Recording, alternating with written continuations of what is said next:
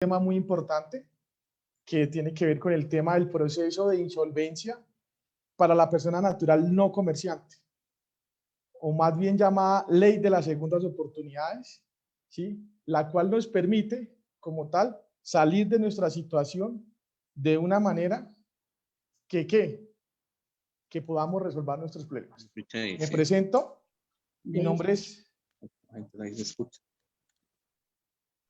Por favor, me colaboran con los audios. Me presento, mi nombre es Edison Villalba.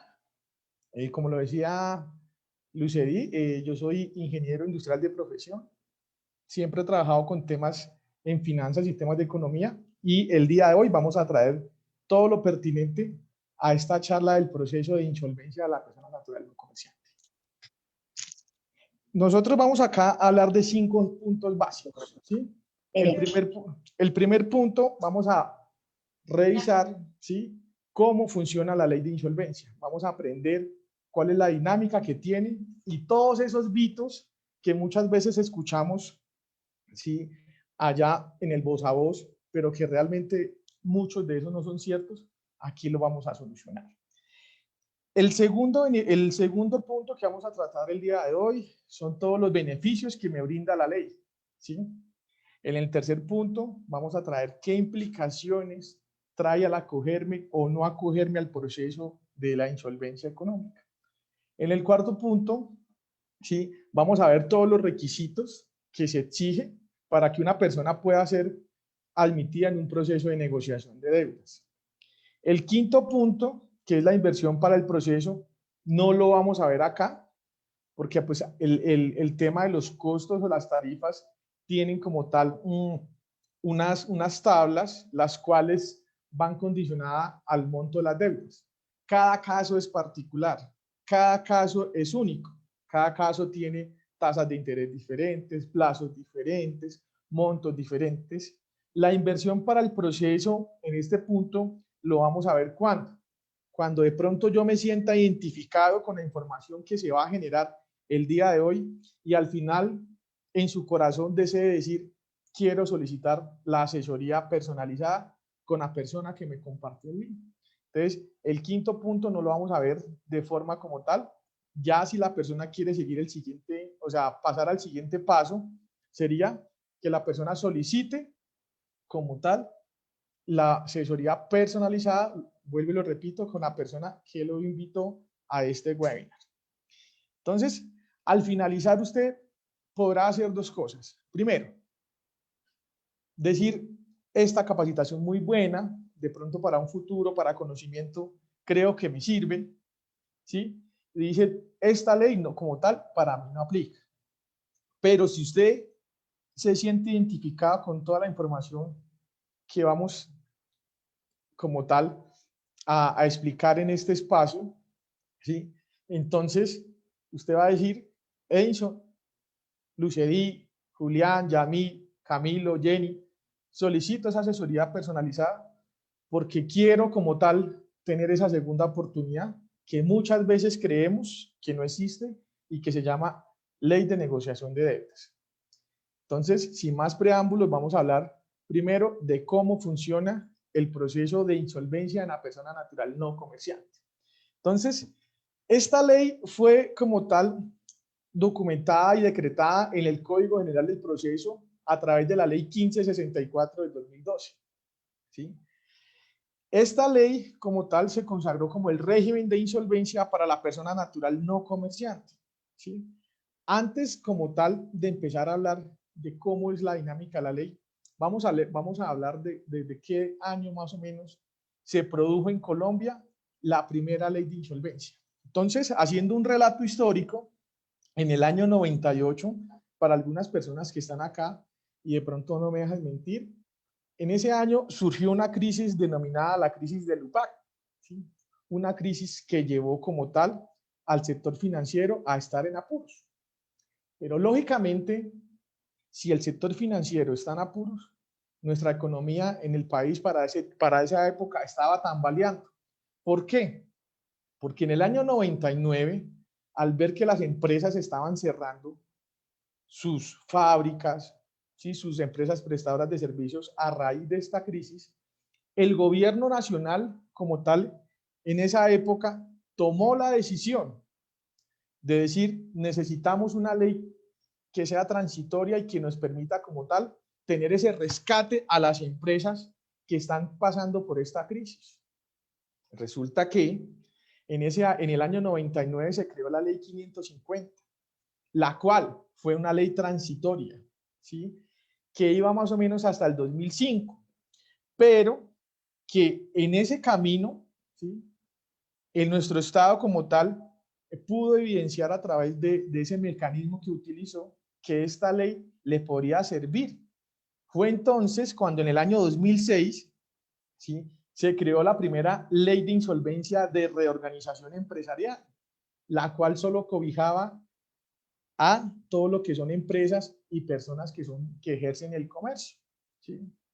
Entonces, después del 2006, las empresas como tal podían tener esa segunda oportunidad para reorganizarse. Entonces, en el año 2010, ¿sí?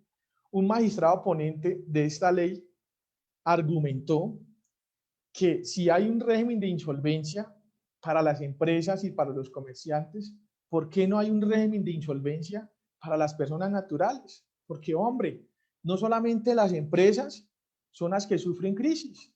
Yo como persona natural, o ustedes, las personas que están escuchando esta calidad, son personas que en dadas ocasiones han perdido su empleo. Y lo cual eso me genera crisis porque yo ya no puedo cumplir a mis acreedores. Entonces, en el 2010 esta ley no pasó y en el 2012, ¿sí? El mismo magistrado fue y la llevó, pero argumentó esta premisa. Dijo, mire, no hay ningún mecanismo para que una persona del común, digámoslo así, proteja su patrimonio. En el año 98, las personas de pronto que no me dejan mentir, se acordarán que a la persona la remataban, la desalojaban de su casa y quedaba como tal en la calle con su familia. No había ningún mecanismo en todos estos años donde yo pudiera proteger mi patrimonio, por lo que yo tanto he luchado. Entonces, ya hablando bien de este relato histórico, fue cuando la ley dijo, vamos a crear esto, pero vamos a hacer esta ley de forma dinámica. Fue cuando creó, ¿sí?, las figuras que se llaman centros de conciliación especializados en insolvencia. Fue lo primero que hizo la ley, o sea, fue lo primero, fue crear estos centros de conciliación. Estos centros de conciliación, lógicamente, son vigilados por el Ministerio de Justicia. Y como tal, lo que esos centros de conciliación, ¿qué es lo que hacen? Pues son los garantes de que a las personas se les respete ese principio constitucional que es el debido proceso, que en nuestro país muchas veces hay personas que no lo solicitan porque desconocemos de esa situación. Ahora, al ser ellos los garantes de ese debido proceso, pues, ¿qué es lo que pasa? Como máxima autoridad en el proceso, son los que evitan que allá el acreedor vaya y atropelle al deudor. ¿Por qué? Porque resulta que este proceso surgió a raíz de todas las injusticias que muchas veces vemos. Entonces, aquí es donde el deudor con nuestra asesoría, ¿qué es lo que se va a hacer? Entonces, el deudor con nuestra asesoría, y ahí es cuando nuestra empresa Avanzar Soluciones Financieras, en estos 5 años, hemos podido determinar y saber cómo, cuándo y dónde se puede hacer un proceso de negociación de deudas, generando una garantía total que a la persona como tal el proceso le va a tener un efecto que sea positivo en sus finanzas. Entonces, en ese orden de ideas, ¿qué es lo primero que se hace? Se solicita al centro de conciliación que se admita en un proceso de negociación de deudas. Es lo primero que vamos a solicitar. Estructurar un documento, ¿sí?, que una vez el centro de conciliación lo revise, me genere como tal, ¿qué? Un documento que se llama auto de admitir. Este documento inmediatamente me va a generar unos beneficios jurídicos y legales, ¿sí? ¿Como cuáles? Primero, convocar a una audiencia pública a todos mis acreedores, ¿sí? Y en esa audiencia pública, ¿sí?, yo voy como tal a tener la primera oportunidad. que es la de expresar las causas que me llevaron a estar en esta situación. Porque es que resulta que un banco o una entidad financiera cree que un deudor deja de pagarle porque hoy se levantó y dijo que no quiere volver a pagar. El banco cree que si me otorga un crédito, digámoslo hipotecario, libre inversión a 10, 15 años, ¿sí? Llevo 5 años bien, pero empecé yo como a quedarme en las cotas, pero nunca se pregunta qué le habrá pasado al deudor, por qué no está pagando. Entonces, la acción más fácil de ellos es coger y empezar y todos los días atacarme desde la mañana a las 7 de la mañana hasta las 9 de la noche, la última llamada con una persona que me está ahí todos los días recordándome que tengo una deuda.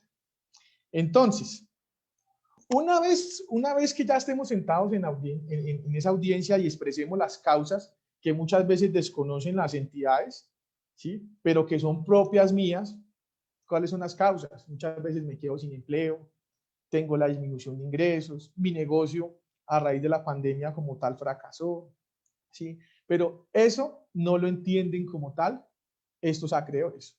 Ahora, nosotros como tal, como empresa, en estos 5 años y medio, ¿sí? A las personas que inicien un proceso con nosotros, le garantizamos la admisión. Porque una vez una persona le generen ese auto de admisión en el centro de conciliación, se le van a brindar los siguientes beneficios. 2 de forma inmediata. El primero viene relacionado con los intereses de mora, los intereses corrientes y los gastos de abogado. Entonces, para hacer un ejemplo de este caso, imaginemos que una persona tiene un crédito de 100 millones de pesos y durante lo que lleva la pandemia no ha podido llevar ningún tipo de dinero. Entonces, la persona vuelve y se ubica económicamente, ¿sí? En un trabajo o en un negocio, ¿sí? Y entonces ya cuando está bien, va al banco.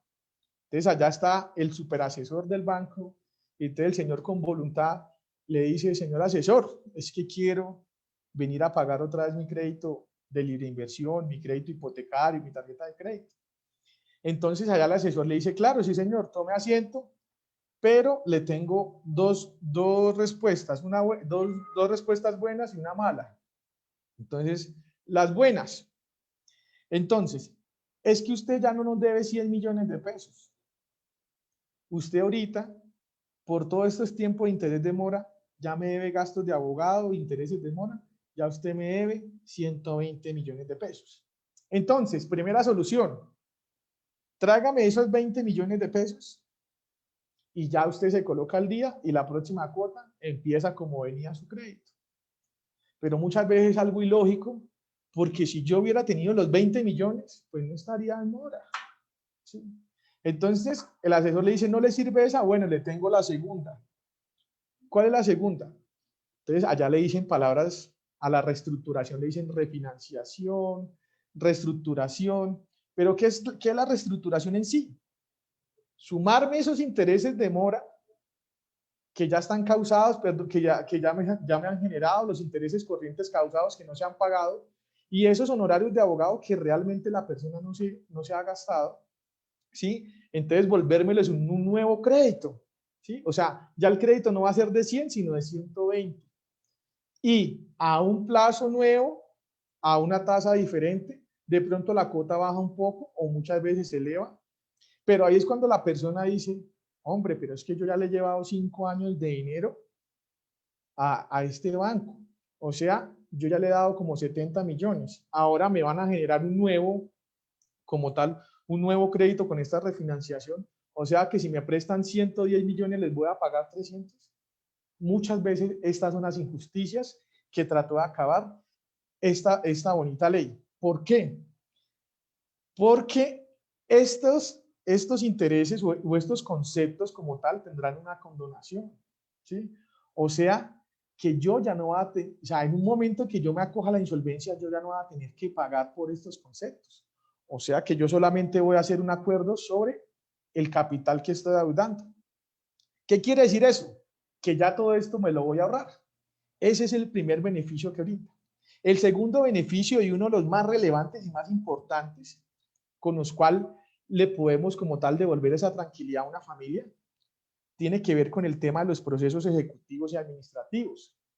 Por favor, en el público tomen nota. Artículo 545 del Código General del Proceso. ¿Sí? ¿Qué dice este artículo? Dice que a la persona se le suspenderán todo tipo de procesos, pero esos procesos ejecutivos, ¿cuáles son? Pues los que popularmente en Colombia llaman el remate de viviendas, fincas, lotes, el que llaman famoso secuestro de vehículos, ¿sí? El famoso embargo de salarios y como tal, el embargo de cuentas. ¿Pero qué dijo la ley? Que estos, como tal, estos procesos quedarán suspendidos. Es aquí, ¿por qué digo que tiene relevancia? Porque si una persona, un ejemplo, tiene un remate para el 10 de marzo y hoy el centro de conciliación le genera ese auto de admisión, a la persona como tal ya no le van a rematar su vivienda y tendrá esa segunda oportunidad, ¿sí? Porque muchas veces, si el crédito es a 15 años, llevo 10 años pagando bien, pero me quedo 5 y el banco por esos 5 millones me trata de ¿qué? De ir a quitar lo que por tanto tiempo yo luché. Entonces, estos dos beneficios me lo genera la ley de forma inmediata. Entonces, vamos a hablar del tercer beneficio que se viene de forma posterior y es una vez que, una vez yo que yo voy a proponer ese acuerdo que esté dentro de mis posibilidades económicas.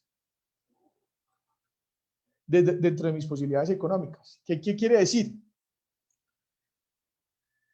Y aquí, en este acuerdo, es donde logramos lo siguiente. Por ejemplo, con créditos hipotecarios, digamos lo que son al 12% efectivo anual, que es como la media de los créditos. ¿Sí? Siempre obtenemos créditos hipotecarios al 12% efectivo anual. ¿Qué hemos podido lograr en la negociación? Dejar estos créditos al 4, al 5 y al 6% efectivo anual. ¿Pero qué nos permite esto? Pues cortar como tal que el costo financiero que va a sufrir este crédito. Con entidades del sector financiero reconocidas como Bancolombia, Davivienda, Caja Social, Colpatria, en fin, entre otras, hemos podido lograr estos acuerdos. Porque la ley de insolvencia no es una ley de defraudar a mis acreedores. Aquí yo lo que ofrezco con esta ley es querer pagar, pero no como venía haciéndolo, porque ya no tengo la capacidad económica, sino como ahorita como yo puedo, porque igual a todo el mundo le voy a reconocer lo que realmente ellos me prestaron. ¿Sí? Lógicamente evitando unos abusos que muchas veces son muy arbitrarios. Por ejemplo, tarjetas de crédito, crédito de libre inversión, que es más o menos del 30% efectivo anual, muy costosos. ¿Sí?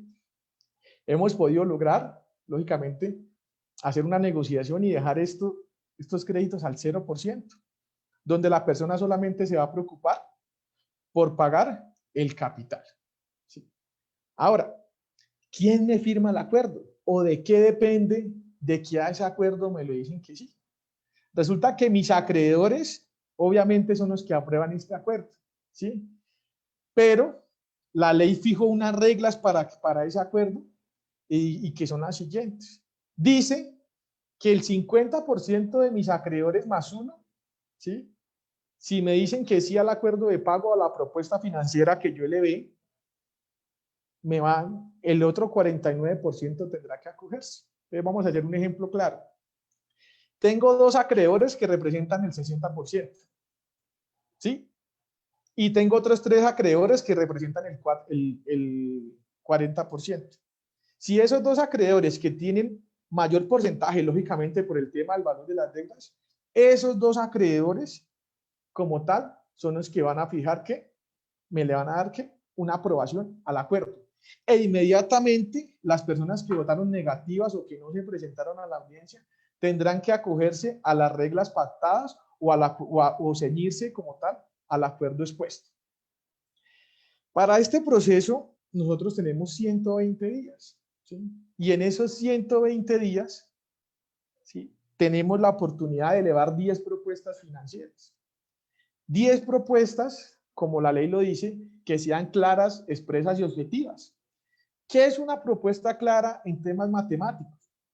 Ejemplo, debo 80 millones. Antes pagaba 3 millones de pesos en todos esos créditos, pero ahorita ya no puedo pagar 80 millones. Pero de pronto con 1.200.000 o con 1.000.000 de pesos, pagando de forma ordenada, ¿sí? Ese 1.200.000 le puedo pagar a todos ellos. Eso es una propuesta lógica, que mis acreedores y que con la experiencia de avanzar soluciones financieras en estos 5 años y medio, hemos podido como tal lograr. ¿Cuándo no me aprueban una propuesta?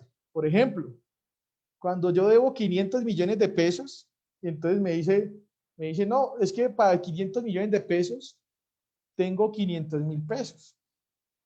Eso me va a dar más o menos 1.000 meses. 1.000 meses ni volviendo a nacer cumplo esos 1.000 meses. Eso no es una propuesta lógica para mis acreedores. Por eso la invitación es que si al momento ya se sienten identificados con esta información, tomen apuntes, ¿sí?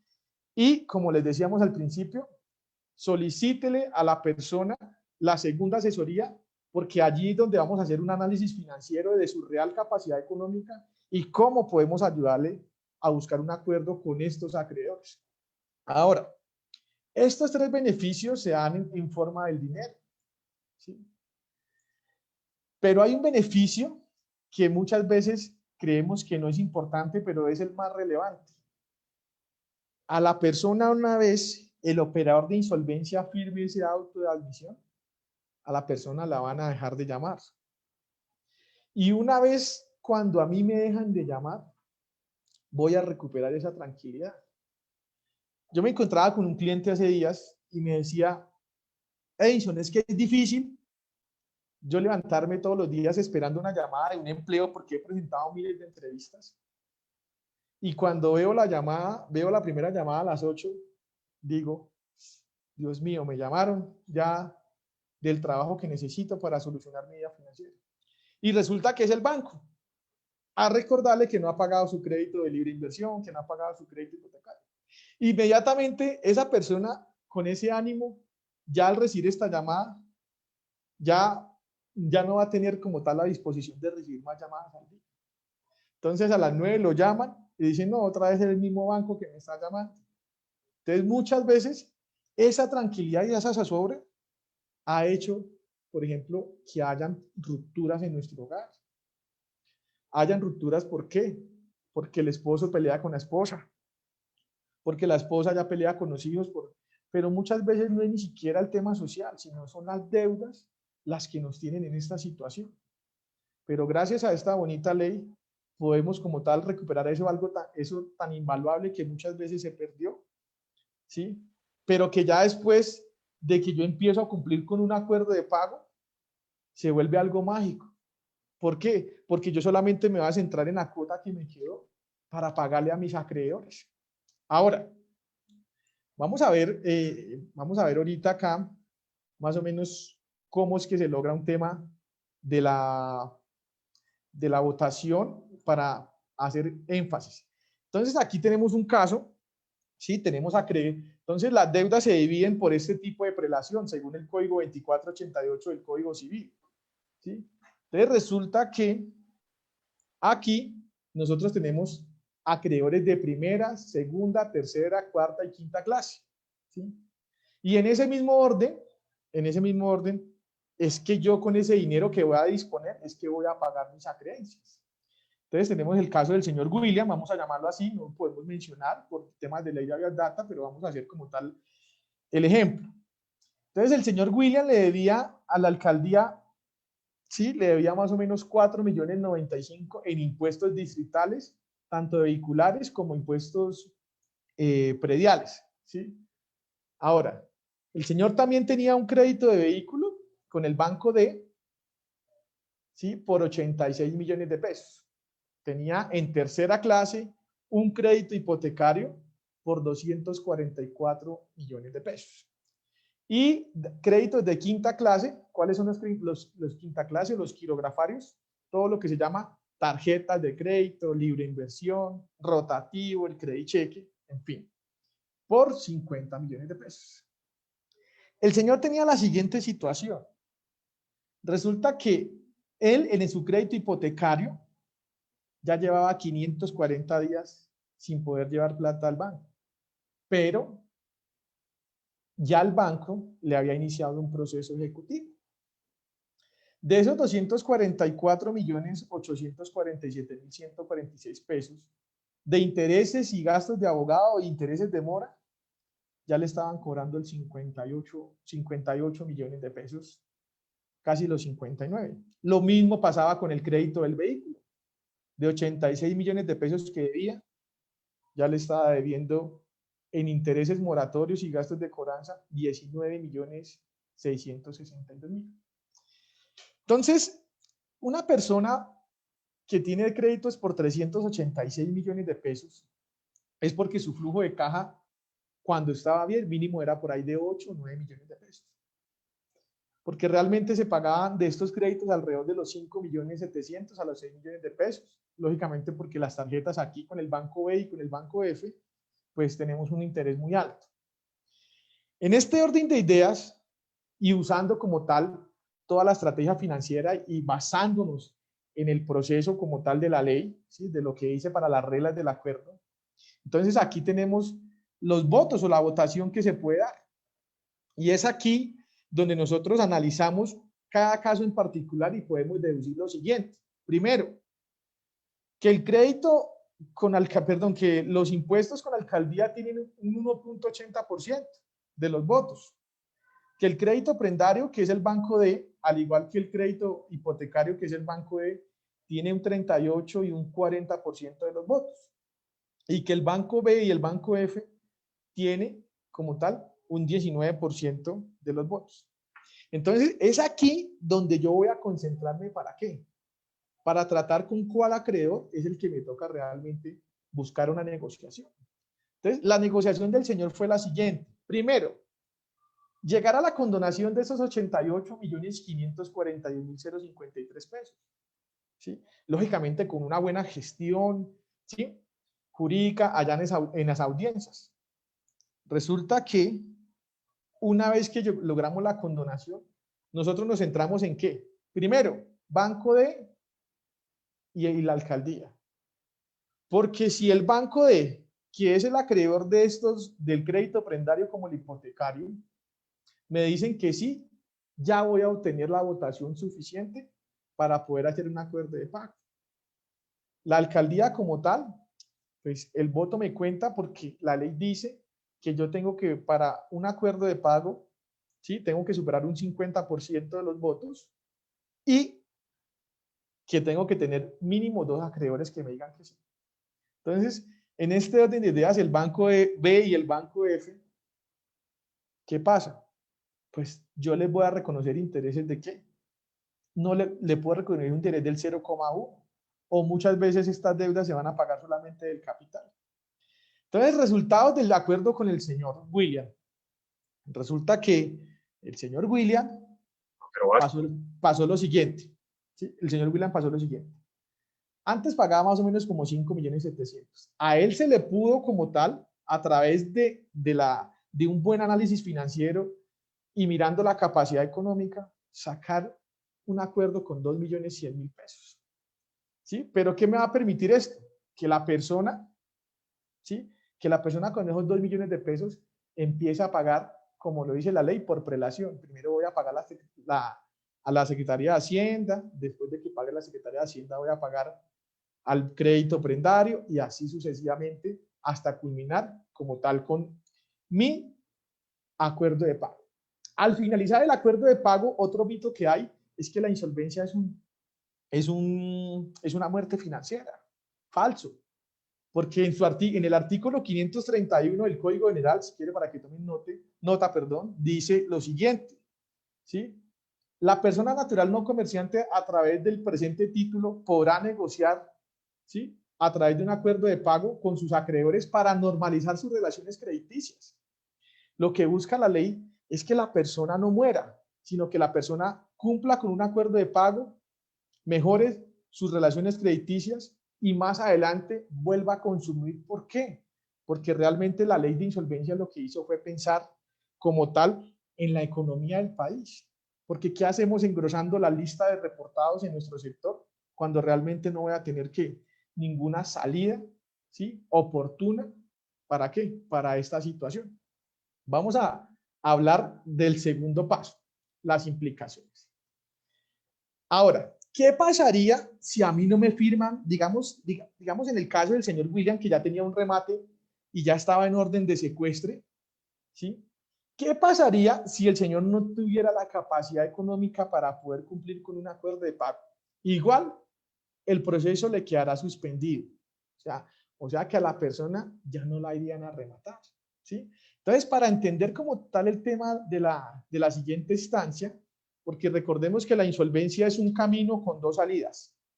Si hago un acuerdo de pago, muy bien, porque pues puedo cumplirlo, pero si no tengo la capacidad económica para cumplirlo, igual ya no voy a perder mi carro, ya no voy a perder mi casa y se va a abrir la segunda instancia, ¿sí? Entonces, que se llama liquidación patrimonial. Para entender un poquito la liquidación, vamos a hacer un ejemplo. El remate que conocemos, que es el proceso del acreedor, se da sin beneficios de ley. Y con beneficios de ley se da la liquidación patrimonial. Entonces vamos a hacer acá un comparativo para poder como tal entender la dinámica de este proceso de liquidación. Entonces, en un remate muchas veces pasa lo siguiente. Digamos que yo tengo 5 deudas y una de esas deudas está cubierta con la hipoteca, ¿sí?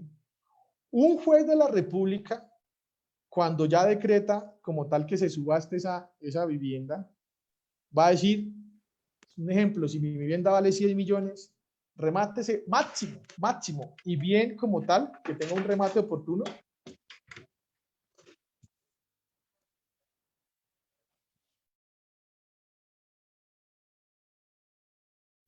Se fue el audio, por favor. Qué pena. ¿Hasta dónde me...? Hola, ¿me escuchan? Sí, ahora sí. remate. Cuando ibas a empezar a explicar el remate. Ok. Bueno, muy bien. Qué pena con ustedes ahí el paso. Resulta que en el remate, digamos que mi vivienda vale 100 millones. ¿Sí?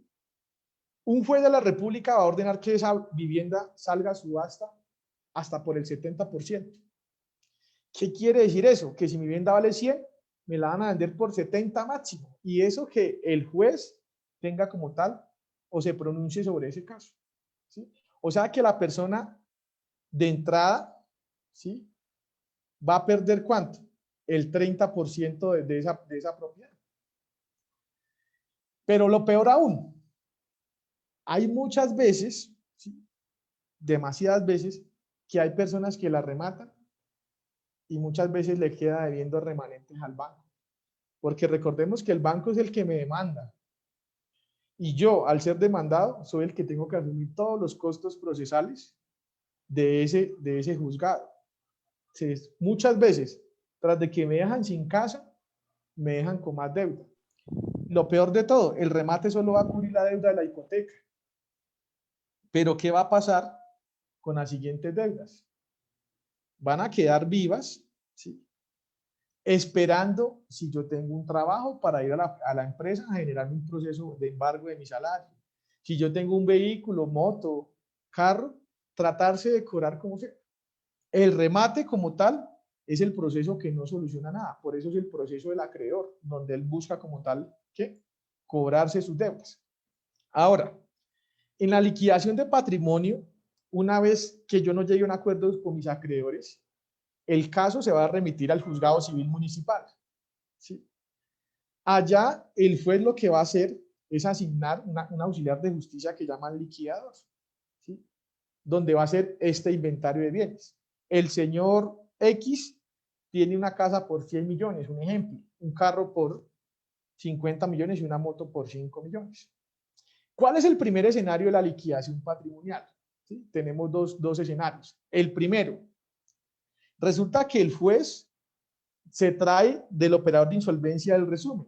¿Y el resumen qué fue lo que dijo? Dijo que la deuda de capital del señor X son 80 millones. Entonces, este proceso de liquidación es un proceso que más o menos dura entre los 3 a 4 años. ¿Sí? Más o menos siempre dura una media entre 3 años. Pero ¿qué pasa?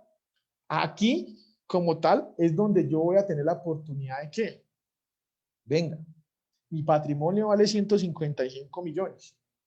Pues ¿yo qué hago? Voy a aprovechar el 100% del recurso, ¿sí? O sea, el 100% de lo que vale mi casa, mi carro y todo. Voy a vender mi patrimonio en esa oportunidad que tengo más o menos en un año, año y medio, ¿sí? Porque cuando uno vende sin afán, ¿vende qué? Vende como es, bien. O sea, que realmente me va a generar. Pago esos 80, que son deudas de capital, y tengo el derecho de quedarme con el restante. En el remate, me venden como ellos quieran y muchas veces me dejan hasta con más deuda. Ese es el escenario 1. El escenario 2 es el siguiente. Resulta que en el escenario 2 mis deudas son superiores a mi patrimonio. ¿Y qué es lo que va a pasar acá? Pues esos 155 millones de pesos que yo tengo en patrimonio, ¿sí? Van a ser ¿qué? Adjudicados, ¿sí? O en teoría van a pagar estos 380 millones. Entonces más de uno me va a querer decir, Edison, pero es que me hacen falta 225 millones. ¿Qué va a pasar con esos 225 millones? Resulta que la liquidación patrimonial en el ámbito jurídico es conocido como el descargue de deudas. ¿Qué es descargarse las deudas? Esos 155 millones van a ser repartidos a todos mis acreedores por porcentajes, como vimos en el ejemplo anterior. Y después, el saldo que quede se va a generar, se le va a dar un nombre como saldo insoluto, ¿sí? Ese saldo insoluto, lo que hace el juez es quitarle el derecho, ¿sí? O sea, resulta que aquí, en este espacio, donde está el remate, donde están mis acreedores, las deudas son civiles. ¿Y qué quiere decir que sean procesos civiles? O sea, que son exigibles. El juez lo que hace es quitarle el derecho de ser civil exigible y pasarlo a ser una obligación de tipo natural. ¿Qué es una obligación de tipo natural? Es como cuando uno estaba en la universidad y les pedía plata prestada a la mamá. Mamá, préstame 5 millones o 10 millones que yo algún día te los pago. Eso es una obligación natural porque mi mamá nunca va a poder como tal hacer un proceso ejecutivo. ¿Para qué? Para cobrarme ese dinero sin que ella tenga el título valor. Entonces, esos 225 millones como tal son generados como saldo insoluto y los acreedores al final van a tener que retirar todos los reportes negativos. Lógicamente, la persona, esta oportunidad, la liquidación de patrimonio, solamente la tiene una vez en su vida, pero le permite como tal que hacer un borrón y cuenta nueva, pero empezar con qué? Con más experiencia, ¿sí? Porque en la vida no es tanto que yo me caiga, ¿sí? Sino que yo me vuelva a caer en el mismo hueco que ya me caí. Lógicamente, todas esas situaciones que se le presentan a uno muchas veces dice, Dios, pero ¿por qué me pasa esto? Muchas veces son las pruebas de Dios, porque cuando estamos bien, le decimos, Dios, tú estás conmigo, pero cuando estamos mal, creemos y decimos, Dios ya no está conmigo. Dios siempre va a estar con ustedes, o el que crean un Dios en el universo. ¿Para qué? Para ayudar a solucionar sus problemas y lo va a medir a ver hasta dónde llega como tal que su voluntad y su deseo de salir adelante. Entonces, sin más, ya para terminar, vamos a pasar aquí a los requisitos, ¿sí? Entonces son los siguientes. Primero, la ley dijo que una persona que se quiera acoger al proceso de insolvencia tiene que tener 2 deudas con 2 o más acreedores, ¿sí? Que la persona tiene que tener en al menos 2 deudas moras de 90 días, ¿sí? Muchas veces, ¿qué nos pasa aquí en estas deudas de 90 días? Resulta que uno encuentra al cliente que está al día, pero está al día, ¿por qué? Porque empieza y saca de una tarjeta de crédito un avance para ir a llevar al pagar el crédito del vehículo, para ir a pagar el crédito de libre inversión o muchas veces para ir a pagar el crédito hipotecario. Si la persona está haciendo eso, yo le invito a que lo deje hacer, porque eso después se vuelve como una bola de nieve financiera, que ya se vuelve incontrolable. Ahora, dispuso la ley que del 50%, del 100% de mis deudas, un ejemplo, si yo debo 100 millones de pesos, al menos el 50% tiene que estar en móvil, ¿sí? Para poder acoger. Procesos ejecutivos en curso, como tal, no es un requisito indispensable, pero si una persona como tal tiene un proceso ejecutivo, pues hombre, utilice la ley de forma correctiva para que entre y suspenda ese proceso, tenga esa segunda oportunidad y ya no, y proteja sus bienes. Pero si yo no tengo procesos ejecutivos, pero estoy en la capacidad inminente o estoy mirando a futuro que me voy a quedar, como dicen por ahí, colgado de mis deudas, pues hombre, tome la ley de forma preventiva. ¿Para qué? Para que evite esos procesos y tenga una negociación que esté dentro de sus posibilidades económicas. Y como dice acá, de lo demás nos encargamos nosotros. Análisis financiero, representación en audiencias, en fin. Ahora, inversión para el proceso. ¿Por qué la llamamos inversión para el proceso? Resulta que una persona, ¿sí?, que por cada peso que invierta en un proceso de insolvencia va a obtener como tal que una utilidad. ¿Por qué? Resulta que en este proceso incurren en dos cosas. Primero, el centro de conciliación o la notaría, ¿sí?, que es donde se lleva el proceso de insolvencia. Lógicamente ellos cobran sus honorarios por todo el tema de la garantía de la ley y por emitir ese auto de admisión que realmente es lo que le cambia la vida a una familia o a una persona. Lo segundo es como tal los honorarios de nuestra empresa, Avanzar Soluciones Financieras. Lógicamente, para esta inversión nosotros damos unas flexibilidades de pago que realmente se ajusten como tal a la necesidad, pero que sin la persona no se quede sin el acceso a la justicia. Para terminar, pues los voy a dejar con esta frase que dice que son tus decisiones y no tus condiciones las que determinan tu destino, ¿sí? Entonces, ¿qué quiere decir con esto? Muchas veces creemos que tomamos malas decisiones, ¿sí? Pero problemas todo el mundo los tiene. Es la capacidad que yo tenga para qué, para determinarme a salir de eso. Entonces, con esta frase ya los dejo ya para terminar esta presentación. Sin antes, por favor, entonces vamos a mirar qué preguntas tenemos. Por favor, las vamos colocando.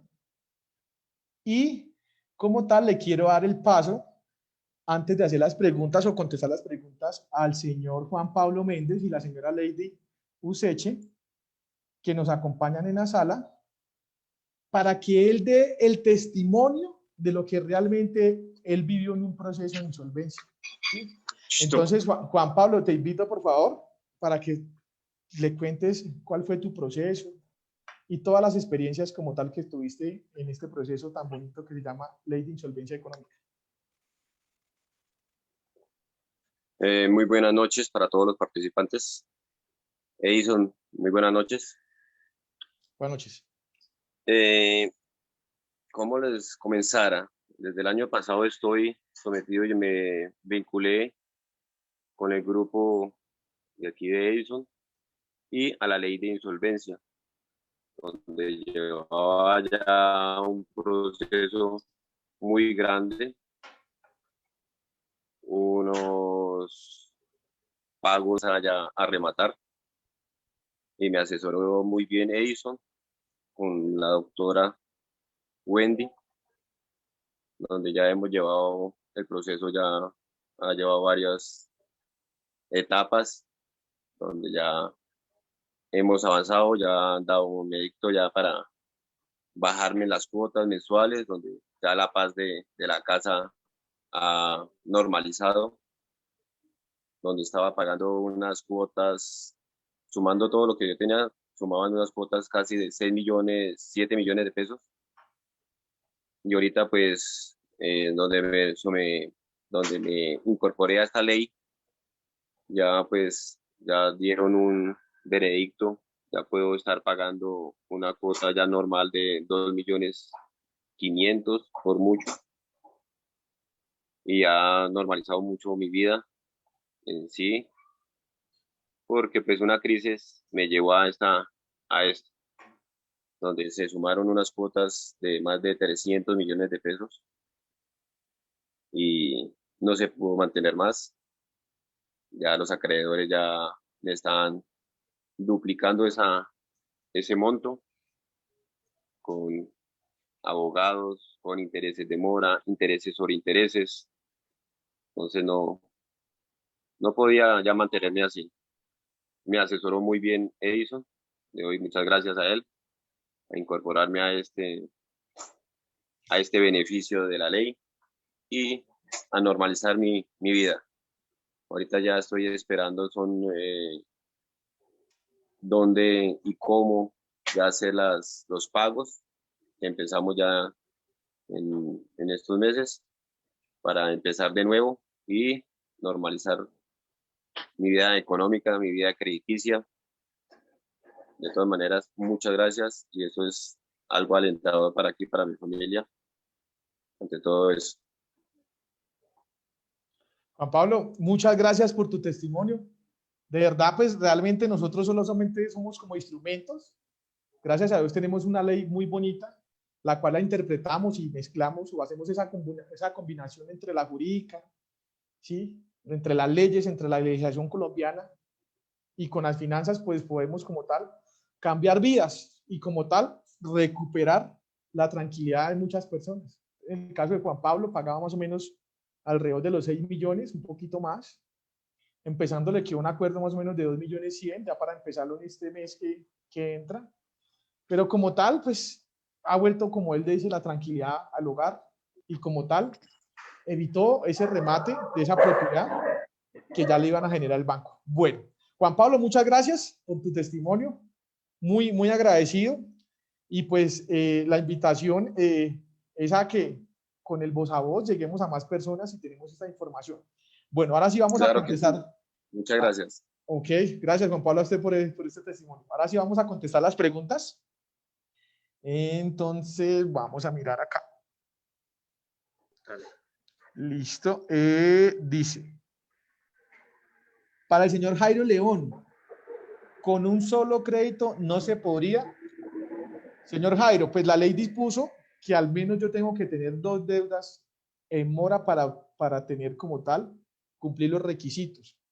Pero si su merced tiene de pronto como tal más inquietudes por despejar, lo invito a que se comunique con la persona que le compartió este link para que pueda tomar esa asesoría personalizada y de pronto revisando su caso a profundidad, poder darle una solución. Ahora, el señor Gustavo Andrés Guío, solo debo 20 millones a 4 cooperativas, pero no tengo empleo ni ningún ingreso. ¿Se puede? Claro, claro, don Gustavo. Pues ahí nos tocaría de pronto revisar muy bien su caso y lógicamente mirar a futuro, ¿sí? Porque lógicamente no vamos a quedar siempre sin empleo. Tenemos que tener la actitud y el pensamiento de que vamos a mejorar esta situación para poder salir adelante avantes con este proceso. Entonces lo invito también a que le pregunte o ahonde con la persona que lo invitó y se puede para agendar esa cita personalizada. Ahora, la señora Carolina Ramírez, ¿deudas de comparendo entran en la ley de insolvencia? Claro que sí, señora Carolina. Entran todo tipo de deudas. Entonces, entran deudas con el Estado, entran deudas inclusive con la DIAN, ¿sí? Entran deudas con créditos prendarios, cooperativas, hasta con personas naturales. Entonces, igual, entonces aquí comparendos también como tal entran al proceso de negociación de deudas. Señora Carolina, deudas con particulares también, que tengan instancias penales, se entran como tal, dependiendo mirar el caso, porque no debe ser un caso penal, debe ser una instancia civil. Ok, bueno. Para el señor Alexander Parra, si tengo créditos por libranza que me descuentan por nómina, compensar y el fondo de empleados, por eso está al día, pero le debo a Bancolombia y Falabella. ¿Debo citar también los que tengo al día? Claro que sí. La ley goza en su artículo 553 en el inciso 3, dice que la ley deberá comprender la totalidad de mis acreedores. O sea que si yo voy a reorganizar mi vida financiera, tiene que ser toda. La ley no es excluyente que unas sí, otras no. Es toda para poder yo reorganizar y con esa cuota que voy a fijar, poder como tal ¿qué? Acogerme y empezar a cumplir un acuerdo de pago que esté dentro de mis posibilidades económicas. Entonces, señor Alexander, lo invito a que solicite su asesoría personalizada con la persona que le compartió el link. La señora Carolina Ramírez, cuando el banco pasa las deudas a una casa de cobranza exterior, ¿debo tener trabajo fijo? Igualmente también se puede, señora Carolina. Por eso ya al responder las preguntas del tema de las deudas de Comparendo, yo ya que tiene muchas preguntas, pues le recomendaría que tome la asesoría personalizada, señora Carolina. La señora Rocío Sepúlveda, debo más o menos, son 500 millones, sí, 500 millones con diferentes bancos, entre ese un hipotecario, que solo debía 3 cuotas para terminar, pero por la pandemia me quedé sin empleo. Señora Rocío, como tal, la invito a que solicite su asesoría para revisar su caso, porque podemos ayudarle, independientemente que le falten 3 cuotas, podemos como tal hacer una buena gestión para que su merced empiece a pagar esas deudas o previendo de pronto aquí una mejora en 3, 4 meses para que su merced empiece a cumplir como tal con un acuerdo de pago que le permita salir de estas obligaciones. El señor Alejo Heredia, le debo a la DIAN en el BVA un leasing, pero lo tengo al día. Crédito pequeño que estoy alcanzada en cotas, más o menos 6 millones. Debo a 2 personas particulares. Con esta situación, acogerme a esta ley teniendo en cuenta que mi alcance fue porque una empresa a la que suministran los servicios me quedó debiendo. Pues señor Alejo, pues resulta que pues uno siempre le recomienda a las personas que si se va a coger a un proceso de insolvencia, pues más o menos que tenga deudas por 20 millones. Pero si en un caso, porque es que aquí hemos visto de todo. Entonces yo tenía un señor que una entidad del tema de los supermercados, por no decir el nombre, ¿sí? Le prestaron una tarjeta de crédito por 4 millones. Al año, el señor tenía un proceso de embargo por 24 millones. Entonces, normalmente la deuda es de 4, pero pues teniendo este problema y muchas veces esta injusticia o esta arbitrariedad, pues es mejor que se acoja al proceso de la ley de insolvencia. Entonces, señor Alejo, lo invito a que también pues se comunique con la persona para evaluar muy bien su perfil y como tal, pues tener un análisis en la que me permita como tal darle una solución a su problema. Señora Rocío, en la capacitación lo dijimos, dice que cuánto se demora el proceso, 120 días, alrededor de los 4 meses, es lo máximo que puede durar un proceso de insolvencia. Por eso esta ley la apartaron de los juzgados porque necesitamos que fuera una ley dinámica, ¿sí? Para que todo el mundo gane aquí, que ganen los bancos, que gane yo como deudor, ¿sí? Porque es un proceso que gana todo el mundo. Ahora, señora Alexis Rodríguez, ¿cuál es el costo del proceso? Resulta que ese costo se lo podemos dar como tal en asesoría personalizada. Vuelvo y le repito, es que nosotros no podemos sacar unos estándares porque cada caso tiene algo en particular. Cada caso el monto es diferente, la tasa de interés es diferente, el plazo es diferente. Entonces lo invito porque en asesoría personalizada sí le podemos dar como tal estos costos. Bueno, ya para terminar. Ok. Bueno, entonces aquí el señor Alan Tavares tiene una pregunta. Señor Alan Tavares. Aló. ¿Ya me escuchas? Sí, señor. Sí. Yo tengo 2 preguntas puntuales, obviamente.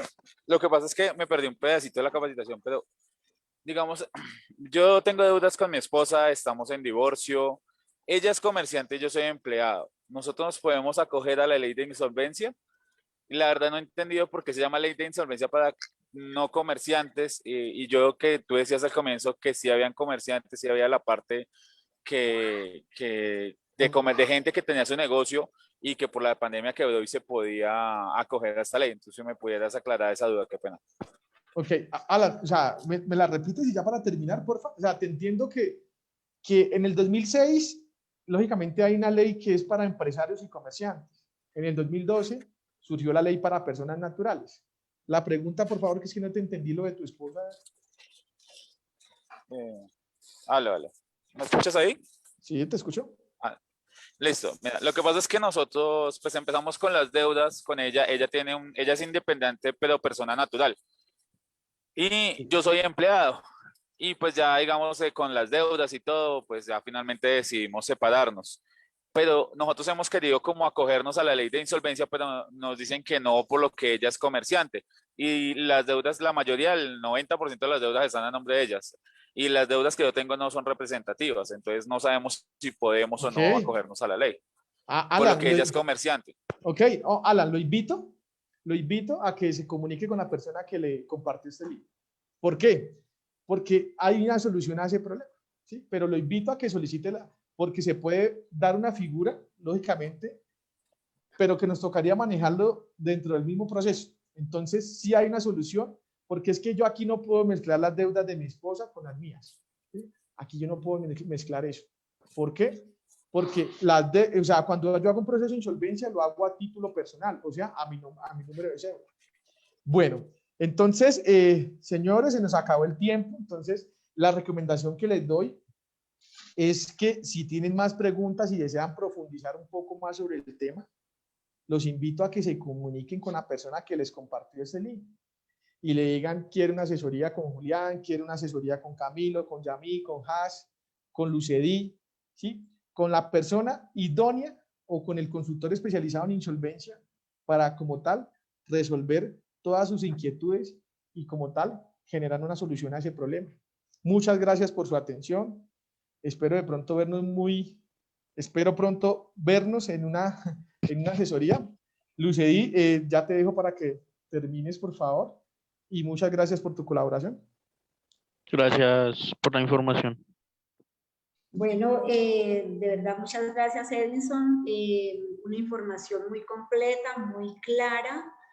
La invitación para todos ustedes, por favor, contacten a las personas que los invitaron, hagan esa cita, no se queden con la duda y estamos prestos a colaborarles. Muchas gracias por su atención y que tengan una excelente noche. Bendiciones.